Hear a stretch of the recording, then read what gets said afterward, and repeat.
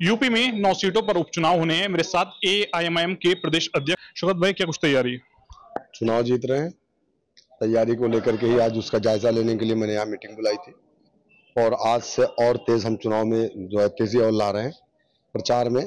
और आज जो आपने देखा आपके सामने कि हमने तमाम जिम्मेदारों को 10-10 गांव की लिस्ट दे दी है और इस तरीके से हमारे गांव के हर एक, क्योंकि वक्त बहुत कम है, जरूरी नहीं है कि हर जगह कैंडिडेट पहुंच सके, लेकिन कम से कम हमारे लोग, पार्टी के लोग हर दरवाजे पर पहुंचे, पार्टी का मिशन, पार्टी का पैगाम, पार्टी का सिंबल लोगों तक पहुंचाए।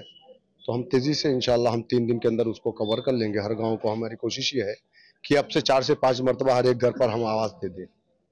बैरिस्टर साहब ने शपथ लेते ही फिलिस्तीन का मुद्दा उठाया था।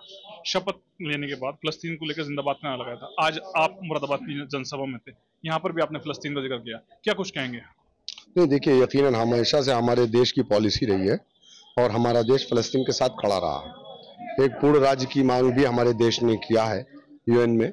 तो यकीनन जो फिलिस्तीन में आज हो रहा है, जो गजा के अंदर वहां पर बच्चों को मारा जा रहा है, औरतों को मारा जा रहा है, इसराइल के द्वारा ये हत्याएं जो की जा रही है, तो कहीं ना कहीं हमारी जो संवेदना है, हमारी जो उनसियत है, वो फिलिस्तीन के साथ है, क्योंकि जो फिलिस्तीन अपनी जमीन के लिए लड़ रहा है। और आज कुछ स्टेट हैं जो फिलिस्तीन को आतंकवादी कहते हैं और मुझे अफसोस इस बात का है कि हमारा भारत का मीडिया भी कहता है। तो हिंदुस्तान में भी किसी वक्त में भगत सिंह को आतंकवादी कहा गया था, लेकिन वो जमीन फिलिस्तीनियों की है, वो अपनी जमीन के लिए लड़ रहे हैं, वो फ्रीडम फाइटर हैं। फ्रीडम फाइटर है, वो लड़ाई जमीन की है, आजादी की लड़ाई है। और कहीं ना कहीं उनके संघर्षों को देख करके ऐसा लगता है, जो साबित कदमी उनके अंदर लोगों ने देखा, वो यकीनन काबिल तारीफ है। और आज नहीं तो कल आप देखिएगा फिलिस्तीन फतह होगा। तो मैंने वो एक मिसाल दी कि अगर आप साबित कदम रहेंगे, उन मुजाहिदीन की तरह मजबूती के साथ आप डटे रहेंगे, आवाम के दरमियान में रहेंगे, उनके मसाइल को उठाएंगे, नाइंसाफी के खिलाफ लड़ेंगे, तो यकीनन आज नहीं तो कल ये आवाम आपके साथ खड़ी होगी। प्रस्ताव के द्वारा बटेंगे तो कटेंगे के जैसे बयान दिए जा रहे हैं। अगर इस सीट की बात करें तो 65% यहाँ पर मुसलमान है, क्या कुछ जवाब है आपका उन ऐसे बयानों पर? देखिए, अब ये तो बातें मुसलमानों को सोचने की जरूरत है। आजादी के बाद से मुसलमानों ने अपना कोई सियासी प्लेटफॉर्म नहीं बनाया। मुसलमान खानों में बढ़ गया, कुछ इधर गया, कुछ इधर गया, कुछ इधर गया, कुछ बिरादरी के नाम पर, कुछ फिरके के नाम पर मुसलमानों में बंटवारा हुआ। आज इस देश में सबसे दबी कुचली अगर कोई कौम है तो वो मुसलमान है। Structure committee, Ranganath Mishra commission की रिपोर्ट आपके सामने है।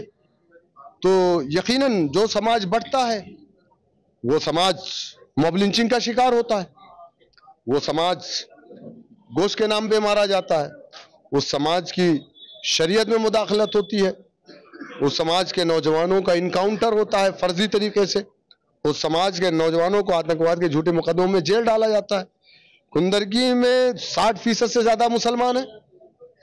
अगर मुसलमान ये यूनाइट होकर के एमआईएम को वोट करे तो यकीनन वो अपना नुमाइंदा उत्तर प्रदेश की विधानसभा में भेज सकता है। जिन नुमाइंदों ने आपने 3 बार आजमाया, डींगरपुर से कुंदरकी का रोड आज तक नहीं बन सका। मोमिन एक सुराख से एक बार डसा जाता है, अगर वो बार बार डसा जाए तो उसके मोमिन होने में शक है। तो इन लोगों ने हमेशा धोखा दिया मुसलमानों को, लेकिन इस बार मुसलमान धोखे में आने वाला नहीं है। सपा राष्ट्रीय अध्यक्ष की बात करें, आजम खान जेल में है, तो क्या कुछ पूरा स्टैंड है आपकी पार्टी का और आपका क्या कुछ कहेंगे आजम खान? देखिए, आजम खान साहब के यहाँ 2021 में हमने एक डेलीगेशन भेजा था, मुलाकात के लिए लोग गए थे, तो आजम खान साहब जेल में थे उस वक्त, मेरे ख्याल से 21, हाँ, तो वो तंजीम फातिमा जी से मुलाकात हुई थी, वो पैगाम पहुंचा देंगे। तो यकीनन देखिए, आजम खान साहब हमारे भाई हैं, हमें उनसे उनसियत है, इसमें दो राय नहीं। उनके साथ जुल्म होता है, हमें तकलीफ होती है, लेकिन हम उस तकलीफ को सिर्फ महसूस कर सकते हैं क्योंकि हमारे पास ताकत नहीं है। आजम खान साहब ने पूरी जिंदगी समाजवादी पार्टी को दिया, लेकिन आजम खान के लिए समाजवादी पार्टी को जो स्टैंड लेना चाहिए था, एक यादव मंगेश यादव का मर्डर हुआ सुल्तानपुर के अंदर, पुलिस ने इनकाउंटर किया, अखिलेश यादव सड़कों पर आ गए, पूरा यादव समाज सड़कों पर आ गया और कहा यह फर्जी। लेकिन आजम खान के लिए, उनके बेटे अब्दुल्ला आजम के लिए उनकी बीवी तंजीम फातिमा के लिए आज तक समाजवादी पार्टी के लोग सड़कों पर नहीं आए। तंजीम फातिमा जेल से छूट करके आई, मुजीबुल्लाह नदवी रामपुर से MP बने, लेकिन क्या मुजीबुल्लाह नदवी का ये अखलाकी फरीजा नहीं था कि वो जा करके तंजीम फातिमा से मुलाकात करते, वो जा करके सीतापुर की जेल में आजम खान से मुलाकात करते? किसने रोका? उन्होंने किसने रोका उनको?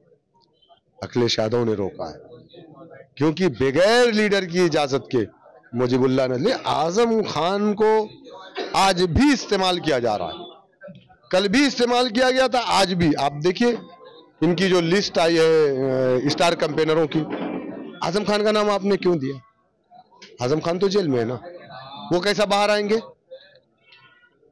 आप बताइए, इसका मतलब क्या है कि इलेक्शन में आजम खान के फोटो का इस्तेमाल, इलेक्शन में आजम खान के नाम का इस्तेमाल, ताकि मुसलमान हमें वोट करें। ये यूज एंड थ्रो की पॉलिसी जो हमेशा से समाजवादी की या नाम नेहाद सेकुलर पार्टियों की रही है, वो आज भी। AIMIM प्रदेश थे जिनके द्वारा यूपी में होने वाले उपचुनाव को लेकर चर्चा की है। शारिक सिद्दीकी, TV9 मुरादाबाद।